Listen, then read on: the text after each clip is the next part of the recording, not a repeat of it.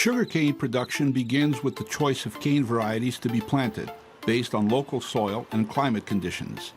Choosing the right varieties ensures productivity and resistance to disease. More than 600 varieties have been developed in Brazil. The use of fertilizers is limited because solid residues from sugarcane processing are used in the fields to offset traditional fertilizers. Filter cake, for example, rich in phosphorus, is recovered at the mill and utilized as an organic fertilizer. Residue samples are first analyzed in a lab to determine the volumes that can be applied.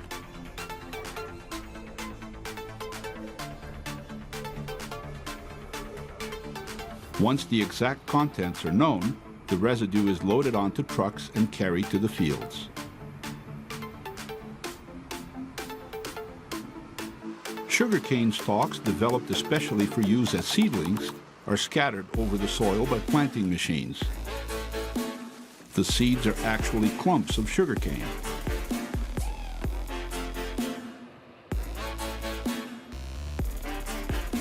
As it's pulled by a tractor, the machine opens a groove, separates the clumps, and places them in the soil. On average, a cane field must be replanted every 6 years.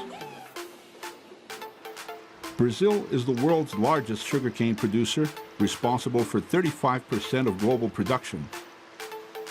Cane fields cover about 8 million hectares, or about 20 million acres, or 2.5% of the country's arable land. Another residue of sugarcane processing is known as vinasse. Its contents are rich in potassium and other nutrients. Canal systems are often used to carry the vinasse to various points in a cane field. Applying vinasse as an organic fertilizer is a process known as fertirrigation. The practice is tightly regulated by environmental authorities.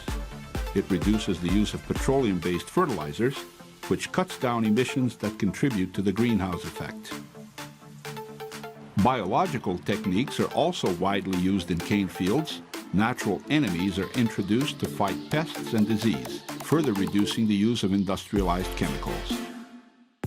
Close to 90% of Brazil's sugarcane crop is located in the south-central region, where the annual harvest takes place from April to December, coinciding with the dry season. Harvesting at that time of the year allows the cane to reach full maturity with optimized sucrose yields. Mechanization is expanding rapidly and already accounts for more than 55% of the harvest in Brazil's top cane-producing state, São Paulo. Mechanized harvesting eliminates the need to burn the sugarcane straw, an essential step for manual cane cutting. The straw is now separated from the cane by the machine and left on the ground as mulch. It also protects the soil against erosion. The cane is chopped and deposited in a vehicle that moves alongside the harvester. A single machine can harvest up to 800 tons of cane per day.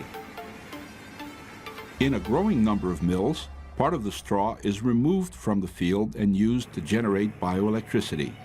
In the future, the straw will also be utilized to produce second-generation or cellulosic biofuels. At the end of the day, the harvested cane is transferred to a larger vehicle to be transported to the mill for processing. Manual harvesting is carried out by agricultural field workers. Stretching exercises are a common warm-up practice before work begins. The straw is burned before manual cutting under strict environmental regulations. The burn drives away snakes and other potentially poisonous animals and makes it easier for workers to get to and cut the cane, now without its dense foliage. Machetes are used to cut the cane stalks always close to the ground, where sugar juices are richer. An agreement signed between the São Paulo state government and the sugarcane industry will put an end to manual harvesting in the state by 2017. Once it's cut, sugarcane is highly perishable and needs to be processed in a mill as soon as possible to avoid losing its sugar content. Most cane is delivered to a mill less than 24 hours after harvesting.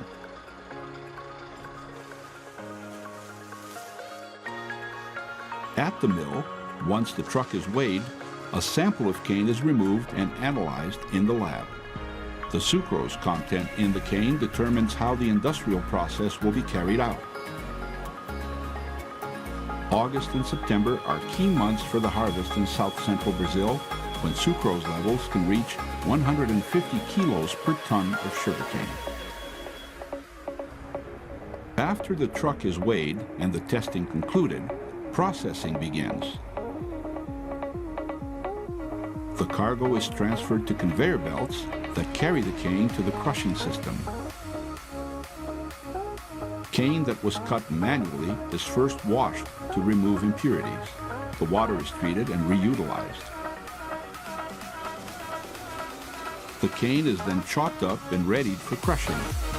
Sugarcane harvested by machines is cut into small pieces by the harvester and skips this phase. After the crush, either by rollers or a diffusion system, what's left of the cane stalk is known as bagasse, a fibrous residue that is burned in boilers to generate bioelectricity. The cane juice is used to produce sugar and ethanol.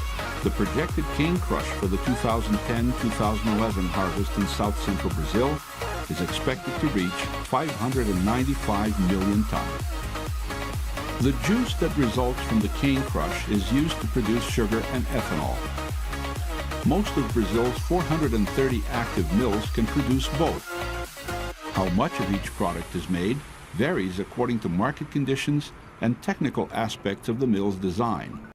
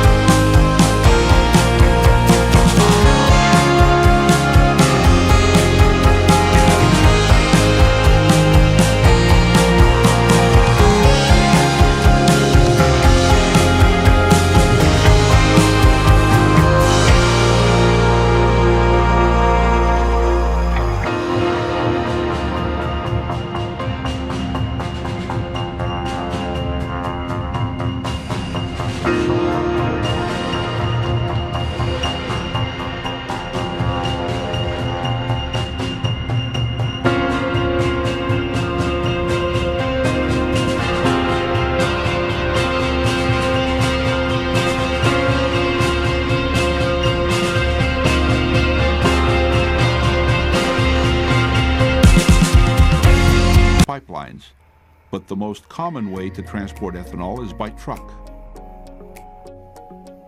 There are more than 500 distribution terminals throughout the country. Today, all vehicles on the road in Brazil use ethanol in some way. Those equipped with flex fuel engines use pure hydrated ethanol, while gasoline-powered vehicles use anhydrous ethanol, which is blended with all gasoline sold in the country. Flex fuel cars, introduced in 2003, account for over 90% of new light vehicle sales. Of all vehicles on the road in Brazil in early 2010, 40% are flex. A significant milestone was reached by Brazil's automotive industry in March of 2010, when the 10 millionth flex car was built. Bagasse is the fibrous residue that's left after sugarcane is crushed. 1 ton of cane produces about 250 kilos of bagasse, which accumulates quickly. Large dunes of bagasse are a typical feature of Brazilian cane processing mills. A system of conveyor belts transfers the bagasse from its storage area to boilers, which produce vapor. The vapor powers turbines that generate renewable electricity, or bioelectricity. Control centers equipped with the latest technology monitored the electricity produced, utilized, or exported by the mill to national distribution grids. All Brazilian mills are self-sufficient in energy, producing more than enough electricity to cover their own needs. A growing number of mills is generating a surplus, which is sold to power companies and helps to light up numerous cities throughout Brazil. In the near future, bagasse is also seen as an ideal raw material to produce second-generation or cellulosic biofuels. The expanding use of bioelectricity, combined with the wide-scale use of ethanol, explain why sugarcane is already the second largest source on the Brazilian energy matrix, which is considered the cleanest in the world. In early 2010, about 2,000 average megawatts, or 3% of Brazil's electricity needs, were being supplied by sugarcane-based bioelectricity. That total could reach 13,000 average megawatts by 2021 if all potential sources are fully developed. That would be enough to cover the needs of entire countries, like Sweden.